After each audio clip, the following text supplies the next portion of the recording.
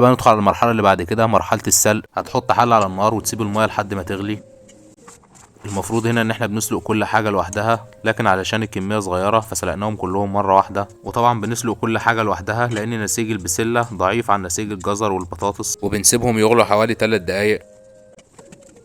والاهم من مرحله السلق المرحله اللي جايه دي، ميه ساقعه وهتنزل فيهم بالخضار بتاعك، وده لان في حاجه اسمها الانزيمات، والانزيمات دي اللي بتساعد البكتيريا والفطريات انها تنمو. احنا لما بنعمل صدمه بميه ساقعه بنوقف نشاط الانزيمات دي او بنعمل لها تظبيط. المرحله اللي جايه دي مهمه جدا جدا جدا، لازم تنشفوا الخضار كويس جدا جدا، يا بفوطه المطبخ يا بمنديل مطبخ او زي ما هما كده على طبق كبير، وتدخلهم الفريزر قبل ما تعبيهم. وهنا هندخل على اخر مرحله، هتبتدي ان انت تعبي الخضار. ولو متابعين ليكوا فتره هتعرفوا ان احنا لازم نفرغ الهواء من جنب من الجناب. طيب مدة صلاحية الكيس ده يقعد معاك قد ايه؟ الكيس ده يقعد معاك من 6 شهور لحد 36 شهر. والخضار ده بيطبخ مجمد، يعني حضرتك بتطلعه من الفريزر على الطبيخ على طول. ولو وصلتوا لحد هنا صلوا على النبي واعملوا لنا لايك وسبسكرايب. انا المهندس كريم ودي قناة الصحة في الغذاء. سلام.